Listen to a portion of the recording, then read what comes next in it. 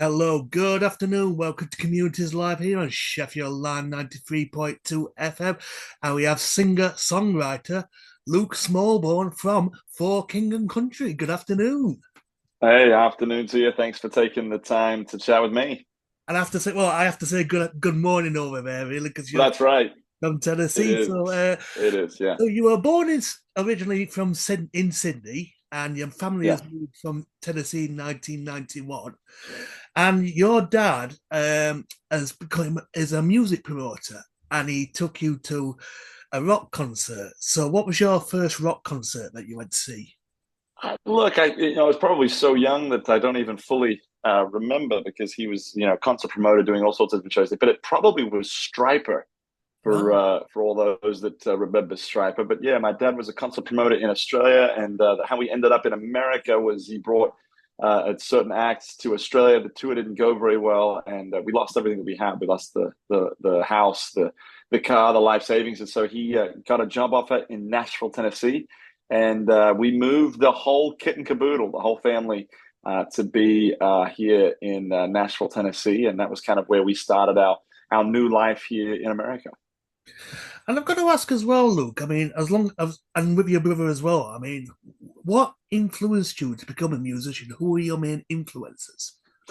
Yeah, I mean, look, it's funny. I was just around music my whole life, and in some cases, it's not just one. It's just it's so many different folks. I will say this: I tore my ACL playing basketball in my grade 11 year of high school over here, and I realized that was a way of God saying, "I don't want you to play sports." And so I was looking for like kind of the next thing, to do. And one of the bands that I was listening to at the time was a band by the name of Switchfoot, who was writing a bunch of songs about kind of some of the things that I was going through at that moment. And I think that was one of the first times that I remember saying to myself, "I wonder if I could write songs for another. Like this music is impacting me."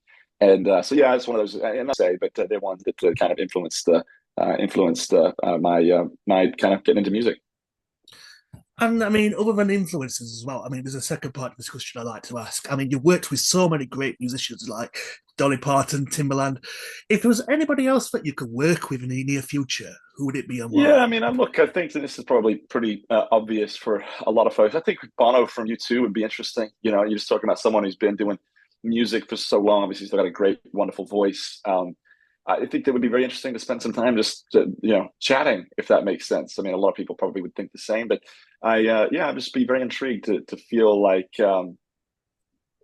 what does it look like to work with someone who's had such a legacy and in some cases I think survived it in a pretty humble way that I just find interesting. So he's probably one that I would say.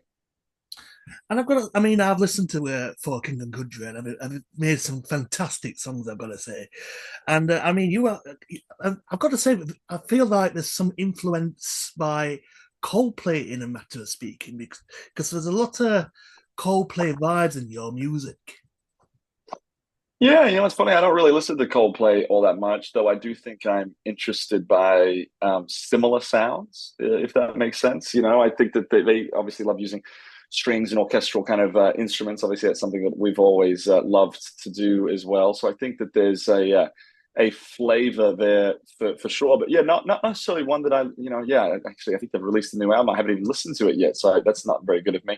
But yeah, I mean, I think that there's probably some cross connections there that you could make for sure.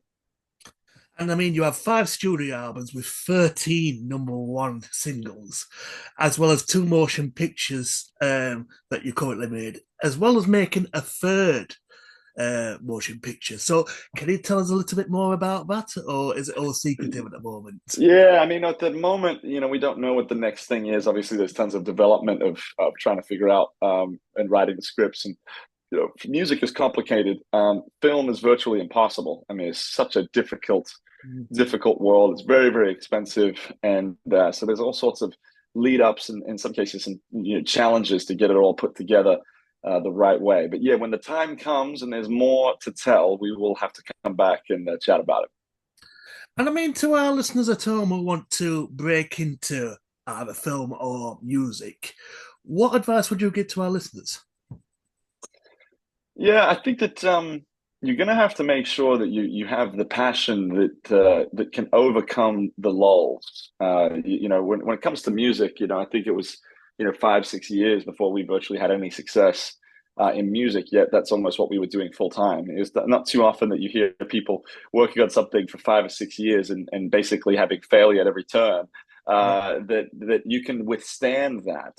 I think that's the art is that complicated. I mean, if you look at one kind of through road for most folks in film or in music is that they got their opportunity when they thought that wouldn't come, or they were right at the end of their rope. And so a lot of times it's being able to kind of to remain for years and years and years and doing something that sometimes doesn't happen very easily. And in some cases, if it happens too easily, you probably won't do it for very long because it just doesn't feel like it's almost worth it. And so for us, I would say you're just going to have perseverance, and make sure that obviously it's a God-given talent that has been identified by other people. I think there's a lot of people in art that think that, they're great musicians. And, if you were to really be honest with other people around, they would say they're not that good, or maybe in film, it's the same. It's like, you really want to be this, but you want to be this because of the thought of it versus the actual ability. Make sure that there's people in your life that are actually being honest with you, that can actually tell you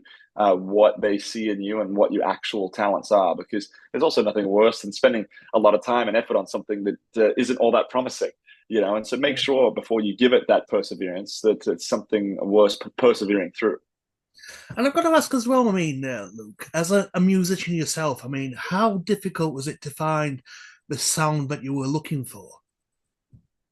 Oh, I mean, yeah, tough. I mean, I think that the thing for me, the big lesson that I learned early on was for many years I was trying to write songs that other people would like, and they were okay songs, but there was nothing very dynamic in it. And then I realized one day that I actually need to write songs that comfort my own soul. And once I just stumbled upon writing those types of songs, that was when something ignited and in me, and I think in because at the end of the day, there's millions of other people going through the same thing as me.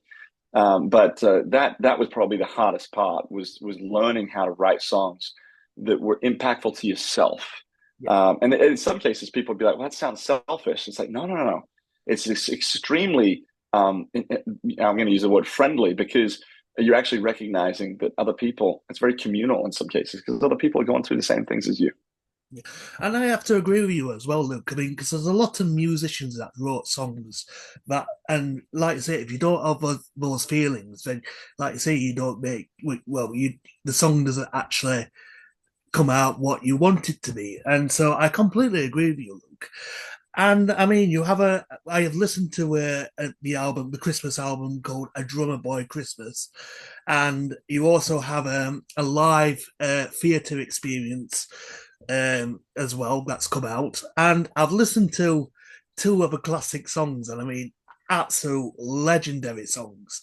One is by Bing Crosby and David Bowie, which is Little Drummer Boy, and also Silent Night. Now, Silent Night, I mean, I've heard so many versions by different people like Elvis Presley, and I've got to say, I mean, when I listened to your version, it was so unique. It was more faster paced than what a lot of because a lot of people usually stick to the slow kind of Yeah. song. However, this was more faster paced, more and it really worked, and I really enjoyed it. So, and I've got to ask, um what gave you the idea to make it more faster? Yeah, I mean, I think that it was sometimes music starts with can you, Mm, and I think the question was could we make it faster? And that's a lot of music and art is trying the things that you think you can't do. And I'll never forget that the publisher who first signed us to our first publishing deal, she said to me, she said, "Look, pop music, there is a little bit of a box. There's a little yes, bit of a box in pop music." She said, "But there's no reason why you can't explore all four corners." yeah, And I thought, oh, that's a really great point. And so most of our life is actually spent exploring the four corners of what people would think of as palatable music. Because at the end of the day, it doesn't mean there's not other music outside the box. It's just very unique and avant-garde. And most people don't live in those areas outside the box. But most people live in the box of music, and that means it has to be palatable, it has to be understandable, it has to be broad, right? But once again, there's no reason why you can't explore the four corners. And I think that maybe us speeding it up a little bit was us trying to explore the four corners of what kind of what we would call popular music really looks like. And I mentioned before you have a live performance that is released in cinemas, that is released in the US right now. Is there a UK release that's going to be released soon? Yeah, the UK release in it should be in theaters. I forget what the date is, but they'll probably have it for you there somewhere. And yeah, it's one day in theaters, and yes, it's taking our Drummer Boy Live Christmas tour that we've kind of taken all around the world and bringing it to everyone all over the world all at once. One of the things that we struggle with the Christmas season is it's not very long. You only got about 12 to 14 shows that you can do every year, and so this was our way of bringing this tour, that's telling the greatest story ever told to everybody all at once, all around the world. And so, yeah, if you're listening and you're looking to make a Christmas memory, yeah, go check out a Drum Boy Christmas Live in theaters. I will, and I'll keep an eye on it. So I will definitely be there to watch the film. And I've got to say as well. I mean, before because we're quickly running out of time, so I've got two more questions for you. Is for our listeners at home, is there any current future projects that you're currently working on, or is it pretty secretive at the moment? Look, we're always working on new projects. I mean, yeah, next year is going to be almost zero touring, and we're going to work on new music and work on maybe some more films and things as well. And so, when there is more to tell, we'll tell it. But yeah, certainly working on new kind of creative ventures. So watch this space, ladies and gentlemen. And my final question for you, Luke, is thank you so much for joining me today. But I'd like to give the final word to you. Is what would you like to say to our listeners who is currently listening right now? Yeah, I mean, look, Merry Christmas to you. That's one of the things I love the Christmas season. You forget that every year we come into Christmas that the baby boy turned, BC to AD, and so whether or not you're even a Christian or not, it's something that is very, very instrumental into our society.